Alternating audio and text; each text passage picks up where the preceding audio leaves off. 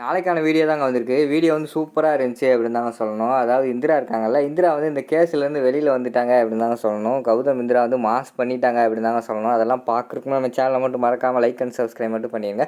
First Indira இருக்காங்கல்ல, இந்திரா வந்து அந்த மகேஷ் இருக்கார்ல ரிப்போர்ட்டர், அவரை வந்து கையும் களமாக பிடிச்சிடுறாங்க. டேய் என் மேலே யாரை பொய் கேஸ் போட்டால் வாடா போலீஸ் ஸ்டேஷனுக்கு அப்படின்னு சொல்லிட்டு கல்யாணியும் நம்ம இந்திராவும் வந்து அவர் கையில் அதாவது சட்டையை பிடிச்சி இழுத்துட்டு வந்துடுறாங்க. இழுத்துட்டு வந்து போலீஸ் ஸ்டேஷனில் கொண்டு போய் விட்டுறாங்க. விட்டவுடனே அந்த போலீஸ் அம்மா கேட்குறாங்க, யாரும்மா நீயே, அந்த லஞ்சம் வாங்கினியே அந்த பொண்ணு தான் நீயே அப்படிங்கிற மாதிரி வந்து அந்த போலீஸ் கேட்குறாங்க. அதுக்கு இந்திரா வந்து சொல்கிறாங்க, மேடம் என் மேலே தேவையில்லாமல் பழி போட்டிருக்காங்க. அது மெயினான ஆள் இவன் தான் அந்த நியூஸில் வந்து என்னை பொய்யா வந்து இப்போ இந்த டிவிலெல்லாம் போட்டு விட்ருக்கான் அப்படிங்கிற மாதிரி இந்திரா சொல்கிறாங்க. அப்படியா டேய் சொல்கிறா, இந்திரா சொல்கிறது உண்மையாடா அப்படிங்கிற மாதிரி கேட்டுக்கிட்டு இருக்காங்க.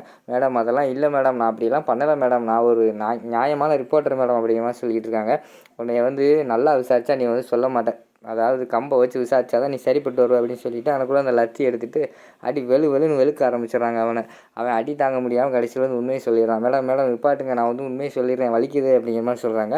உடனே வந்து அந்த போலீஸ் இன்ஸ்பெக்டர் வந்து கேட்குறாங்க, சொல்கிறா உண்மையை சொல்கிறா அப்படிங்கிற மாதிரி கேட்டவொடனே, மேடம் நான் வந்து காசுக்கு ஆசைப்பட்டு தான் தப்பான செய்தியை போட்டேன், என்னை மன்னிச்சிருங்க மேடம் அப்படிங்கிற மாதிரி சொல்கிறாங்க. யாரா இதெல்லாம் உனக்கு பண்ணது, யாரா உன்னை பண்ண சொன்னது அப்படிங்கிற மாதிரி கேட்டவொடனே, என்கிட்ட வந்து இந்த கதிருங்கிறவர் தான் என்கிட்ட வந்து இப்படி செய்ய சொல்லிட்டாரு அப்படிங்கிற மாதிரி உண்மையெல்லாம் ஒத்துக்கிறாங்க. அதை கேட்டவொடனே இந்திராவுக்கு வந்து பயங்கரமான சந்தோஷம்.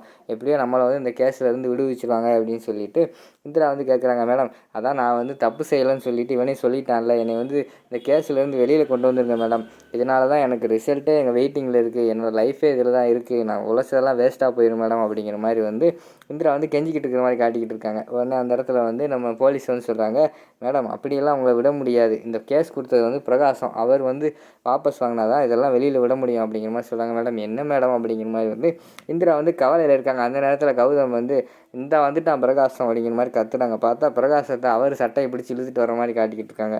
போடா போய் உண்மையை சொல்லி கேஸை வாபஸ் வாங்க அப்படிங்கிற மாதிரி சொன்னோடனே, மேடம் நான் தான் மேடம் தப்பு பண்ணிட்டேன், மன்னிச்சிருங்க, நான் கேஸை வந்து வாபஸ் வாங்கிக்கிறேன் அப்படின்னு சொல்லிட்டு பிரகாசம் வந்து சொல்கிறான். அது கேட்டவொடனே இந்திராவுக்கு வந்து பயங்கரமான சந்தோஷமாயிருது. ஒழுங்காக இதெல்லாம் ரிப்போர்ட்டில் சொல்லி இந்திராவோட ரிசல்ட்டுக்கு வந்து எல்லாத்துக்கும் ஹெல்ப் பண்ணுங்க அப்படிங்கிற மாதிரி போலீஸ் ஆஃபீஸர் வந்து சொல்லிடுறாங்க. சரின்னு சொல்லிட்டு ப்ரெஸ் எல்லாம் கூப்பிட்டு அதெல்லாம் சொல்லிடுறாங்க. உடனே இந்திரா வந்து காவியா கால் பண்ணி, அக்கா டிவி ஆன் பண்ணி பாருக்கா உடனே அப்படிங்கிற மாதிரி சொல்கிறாங்க. உடனே வீட்டில் உள்ள எல்லாருமே வந்து டிவி ஆன் பண்ணி பார்க்காங்க. பார்த்தா அந்த நியூஸ் 24 சேனல்லே வருது, இந்திரா மேலே வந்து நாங்கள் தப்பான நியூஸ் போட்டோம், இந்திரா வந்து குற்றவாளி இல்லை, அதை வந்து போலீஸ் ஸ்டேஷன்லேயே வந்து இந்திரா போய் நிரூபிச்சிட்டாங்க அப்படிங்கிற மாதிரி சொல்லி நியூஸ் எல்லாம் வந்துக்கிட்டு இருக்காங்க. பார்த்தோன்னே ராகினிக்கும் கதிருக்கும் பயங்கரமான ஷாக் ஆகிடுது. வீட்டில் அவங்க 2 பேர் தவிர எல்லாருமே சந்தோஷமாக இருக்காங்க. அந்த பக்கம் பார்த்தா இந்திரா கௌதம் வந்து அதை விட பயங்கரமான ஹேப்பி, எப்படியாவது ஐஏஎஸ் ரிசல்ட்டில் நான் வந்துடுவோம் அப்படிங்கிற மாதிரி இந்திரா ஆர்வத்தோடு இருக்கிற மாதிரி காட்டிக்கிட்டு இருக்காங்க. அதோட பார்த்தீங்கன்னா அந்த எபிசோட இந்த ப்ரோமோ வந்து முடிச்சிடுறாங்க.